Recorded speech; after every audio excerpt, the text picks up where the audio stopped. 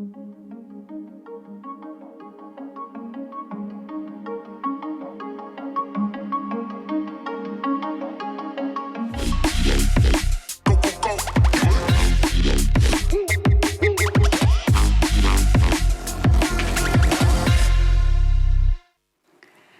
a young girl, I grew up watching Western television.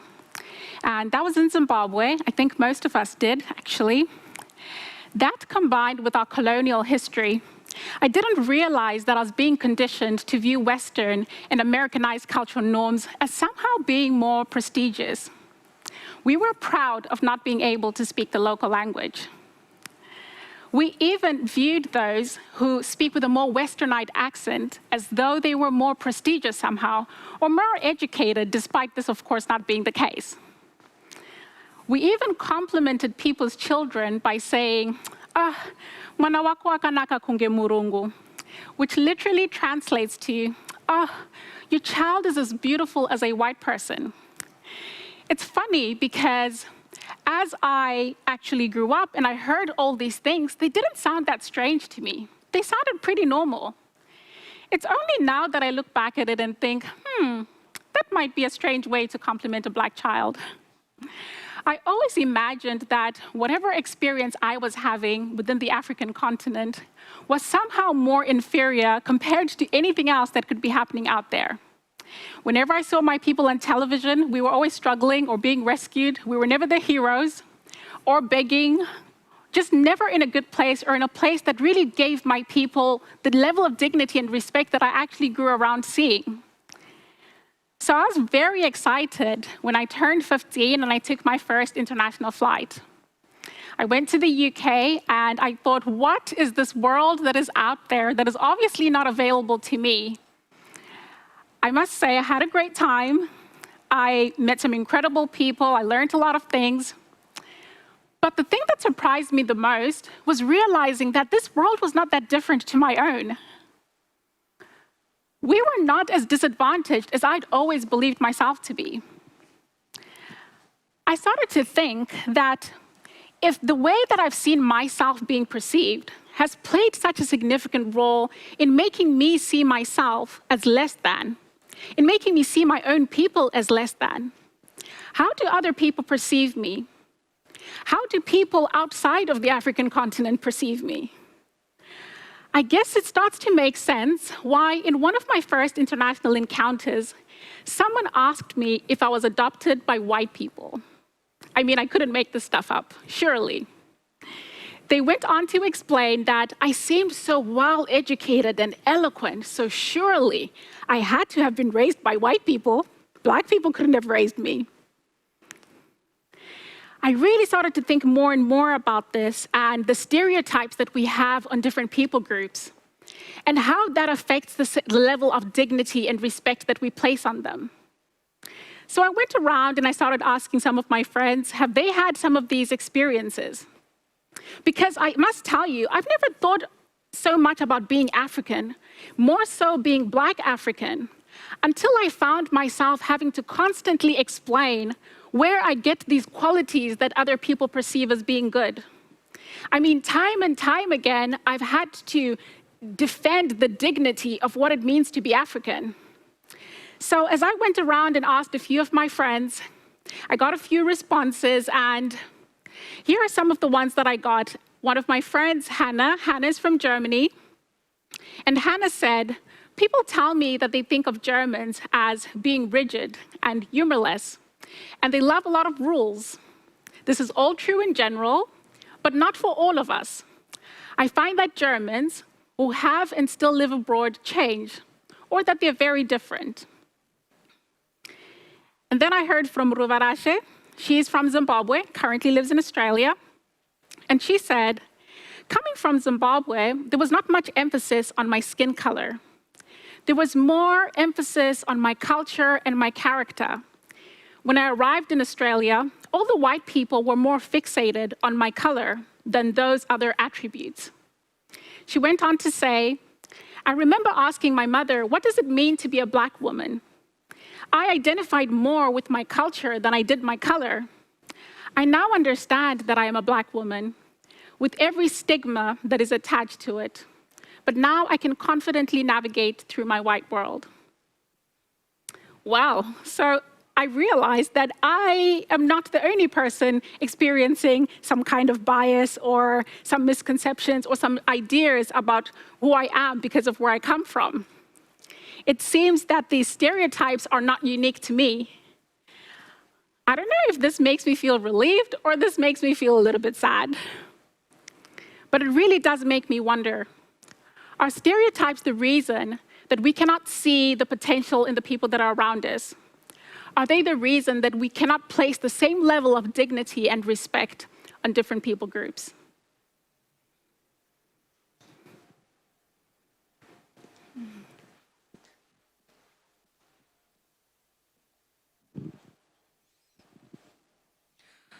Kasvutarina. Lapsena mä lauloin, oon 4-vuotias, oppimaan innokas. Sain nimen hauskimman, Nählä. Vaan sit mä kasvoin teiniksi ja muuten vihasin sitä, kun aikuiset kutsu teiniksi. Siis se oli kuin kirosana, oh my god. Mut enempi kuitenkin vihasin sitä mansanopea, joka osoitti mua luokas ja sanoi, tässä on meillä esimerkki maahanmuuttajasta. Tai sitä opea, joka kutsui mua naalaksi, jonka jälkeen en enää suostunut katsoa Leijona kuningasta. Jos mä jotain opin teininä, niin sen, että pitää ihan hitommoista ääntä itsestään, jotta tulee kuulluksi.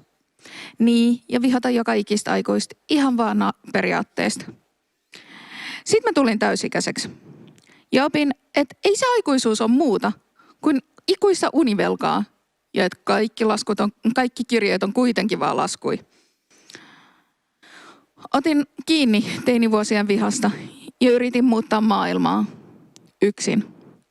Vuoden tai pari sitä jakso, vaan pian oli burnout vastassa ja uusi aikuisuuden muoto edessä.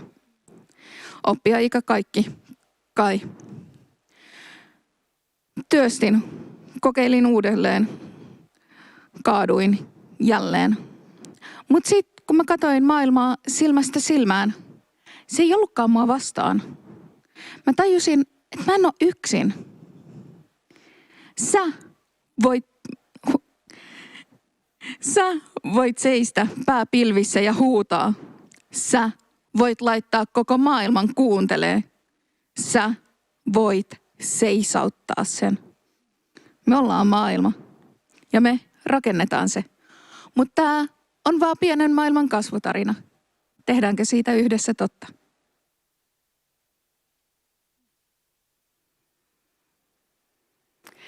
Our stories of migration are just examples of hundreds and thousands of people who've migrated from one region to the other.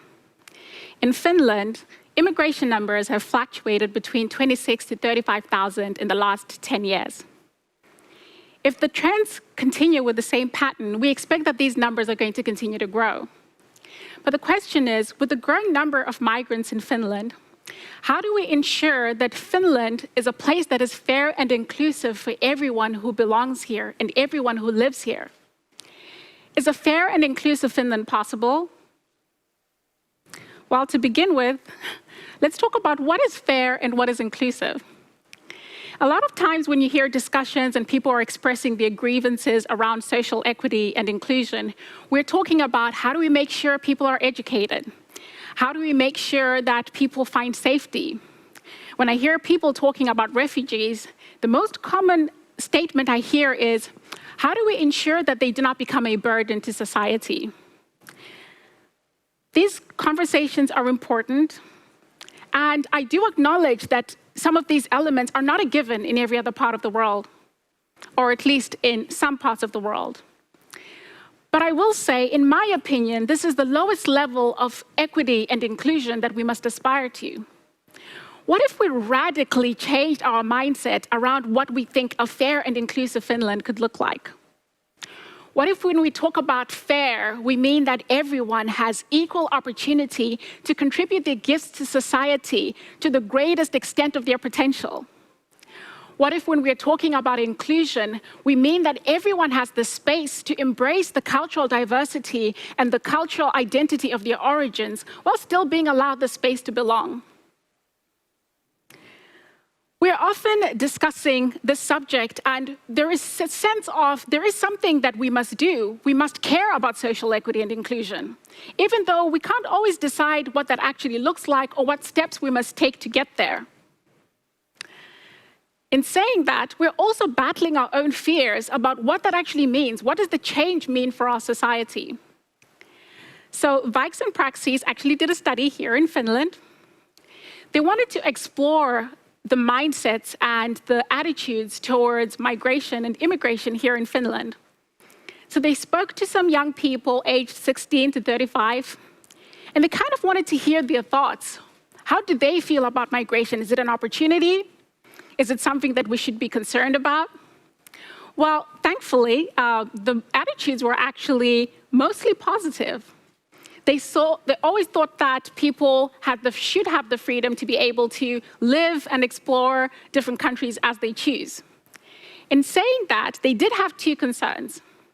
One concern being the financial burden that it brings in society. That's a common one. And the one that I found the most interesting, which is the fear that we're losing our Finnish traditions. The fear that we're losing our Finnish traditions. I started to ponder, and yes, I ponder a lot. But is there room for us in Finland to bring the cultural diversity of our countries of origin and still have the space to belong? Is there room for cultural diversity in Finland?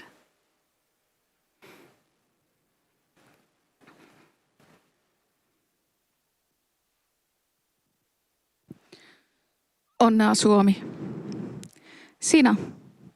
Sinä pyydät minua esittäytymään, kertomaan kuka olen, mitä kieliä taitan ja taustani. Kerron nimeni, puhun kielillä, olen aktiivinen nuori. Se ei riitä sinulle. Kysyt, mutta mistä olet kotoisin? Jatkat, mistä vanhempasi ovat? Ja korjaat, et ole maahanmuuttaja, vaan maahanmuuttajataustainen. Sinä otit oikeuden päättää minun identiteettini. Esität minua omaisuutenasi, saavutuksenasi. Et anna minun olla oma itseni. Poljet oikeuteni ihmisyyteen. Sinä koet, että voit kysyä huivistani. Voit olettaa minun pukevani puvun, jota kutsut kansallispuvukseni. Sinä kuorit minut kysyen, mutta eihän teillä nainen toimi näin. Itsepuolustus on väkivaltaista, se on aivan liian maskuliinista. Ei konservatiivisessa kulttuurissasi. Nainen toimi näin. Mies saa, nainen ei. Jos kertoisin roolimallini olevan äitini, luulisit, että istuisin loppuikäni kotona. Luulisit, etten kävisi töissä enkä opiskelisi. Jos kertoisin roolimallini olevan äitini,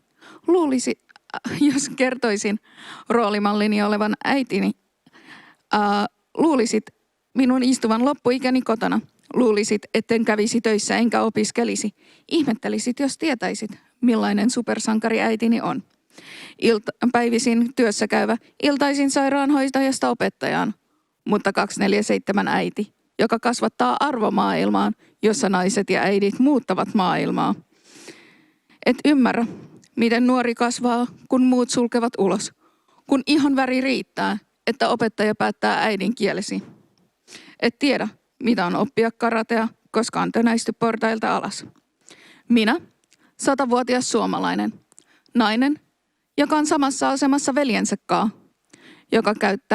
joka kantaa ylpeänä kruunuaan. Olen nainen, joka haluaa muuttaa maailmaa.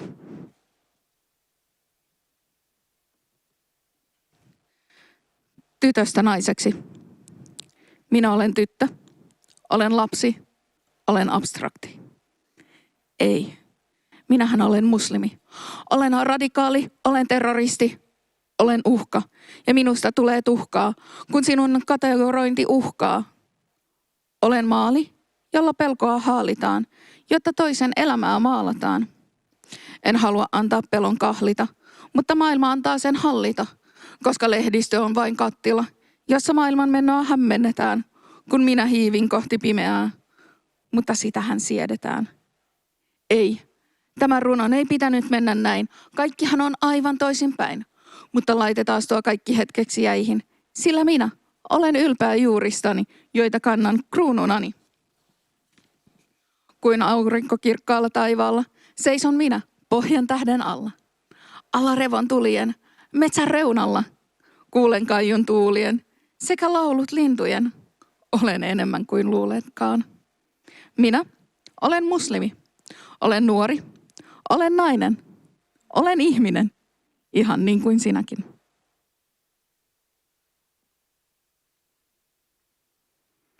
So again, is there room in Finland for cultural diversity?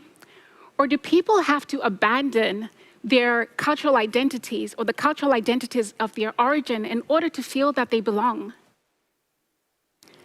We tend to have less bias towards people when they look and they behave like us. So for people to belong, we basically ask them to abandon every other aspect of what makes them them. And then we reward them by giving them this sense of belonging. But the world is changing. And globalization is changing the way that we look at cultural identities. I was born in Zimbabwe. Over the last 20 plus years, I've lived in the UK, US, Australia, South Africa, and now Finland. What is my cultural identity? Is it Zimbabwean because it's where I was born? Is it Finland because it's where I now choose to live? Or is it all the countries in between? I've grown to appreciate certain aspects of my culture more. I've also picked up and learned different things about different cultures that I have absolutely loved and chosen to embrace. I get to decide which of those attributes I can pick up. I get to decide who I become. I can bond with my fellow Zimbabweans over our love for oxtail. I bond with my Finnish friends over the nature and our love for sauna. And this very interesting practice we have where we jump into the sauna, jump into the ice water, and we do this over and over for a good 2 hours. And I cannot explain it to you unless you've tried it, but it brings about the utmost satisfaction. I can also bond with my Australian friends over having a barbie in the arvo. That is English for, sorry Australians, but a barbecue in the afternoon. I can go on and on about all the cultural experiences that I've had.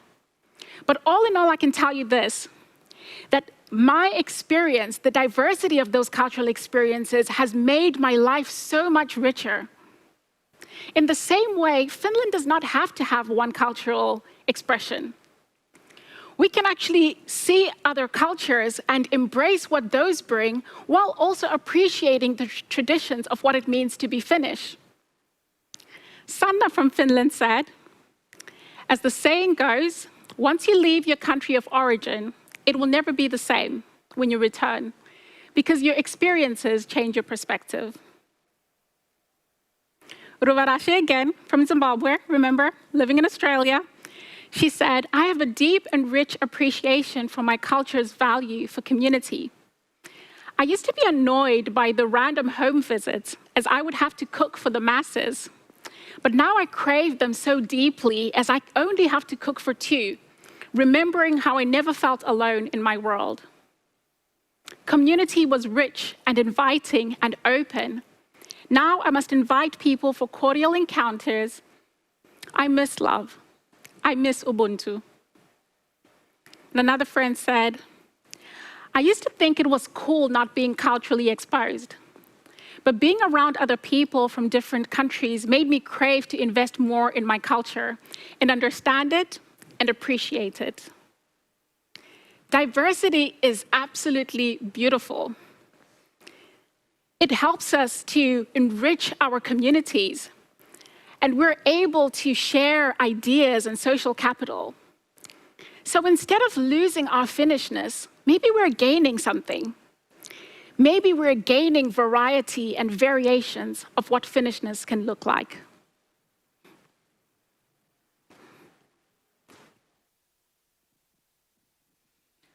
Pohjanneito. Peilikuva ja katsoo järven pinnasta. kun pohjanneito letittää vaaleat hiuksensa. Hän katsoo maailmaa, näkee värien tanssia, katsoo ihmiskuntaa, kokee vastakkainasettelua. Kuka otti vallan kertoa, kenelle tämä maa kuuluu? Kertoa, kuka on oikeasti suomalainen. Luetella, että tämä kansa pitää saunasta ja kaljasta. Täällä ollaan hiljaisia ja linnutkin pitävät omasta kuplasta. Iho on valkea kuin lumikilla, hiukset vaaleat, eikä juuri small talkia harrastella. Mutta entäs kun värit löytävät pohjanneidon? Maalaako hän niillä tulevan syksyn sadon? Vai antaako auringon heijastaa niistä kaikkien värien ladon? Pohjanneito pohtii, ketkä kaikki tänne oikeasti kuuluvat. Ihon väri, etnisyys, kulttuuri, ne kaikki vaikuttavat identiteettiin, jonka ihmiset itse päättävät. Mutta maahan niin suureen ovat kaikki tervetulleita. Päätti pohjanneito. Suomalaiset pitävät saunasta, mutta joskus myös harrastavat small talkia, kokkausta ja tanssia. Eivätkä aina pidä kiinni henkilökohtaisesta kuplasta. Suomalaista ei tunnista vain ihosta vaaleasta, mutta ehkä hiuksista mustista kikkaroista, ehkä huivista kauniista sileästä. Pohjanneito istuu järven rannalle, avaa lettinsä kiharan. Vaaleat, ruskeat, mustat suortuvat. Harteille kaikki ne putoavat.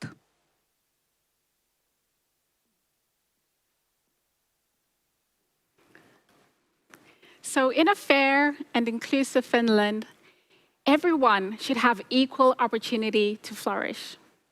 Not just survive, flourish. Having the space to feel that they can make the most of their potential while being able to embrace their cultural diversity and also feeling that they have the room to belong.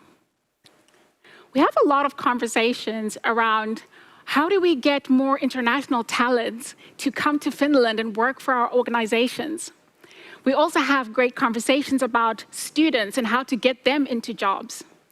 We're often talking about policies and all the things that we need to put together at a policy level to improve immigration in Finland. Well, I suggest that policies are not the root of the problem. We are. Our attitudes towards different people groups, that's the root of the problem. So it's not the job of some policymaker to bring about change, because policymakers are not the people that migrants are encountering on a daily basis. You are. You're the business owner to whom people are applying for jobs every other day.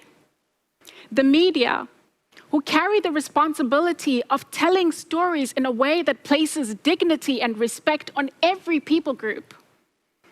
In a way that people see themselves, that they put respect on themselves and see themselves as being worthy. You're the person that we encounter on the streets on a daily basis. You are the one who gets to decide if you will participate in creating a fair and inclusive Finland. And before you think, okay, I just signed up to listen to a talk, this sounds heavy. No, I just have one challenge for you. It's a challenge for all of us. It's for us to stop, recognize, and challenge our own biases towards different people groups. And we all have them. The moment that you're treating one person different to the other simply because of where they're from, then you do have some subconscious bias. Again, we all have them. Some of my friends were willing to admit some of theirs. When Hannah moved from Germany to Hong Kong, she didn't think she'd get along with the culture there, with the people there. She thought everyone would be far too shy for her personality, but ended up making some of the best friends that she has to this day. There are many examples. I can tell you my own examples. So we all have them. The question is, are we willing to stop, recognize them, challenge, and change? How about sitting across from someone who you would not ordinarily sit across from? And instead of sitting there and insisting that they adapt to your culture, how about being interested in theirs? How about sitting there with the attitude of wanting to learn something different that is coming from their culture? You will start to see that the moment that we begin to listen and learn, we will start changing the way that we see other people. And when we change the way we see them, we start to change the way that we treat them. We get to decide if we will participate and be a part of that change. So let's create a Finland where everyone doesn't just feel that they have the right to be here, but that they are wanted here, and that we're all working together to create the space for them to be the greatest of their potential. Let's create a Finland where everyone feels that they belong.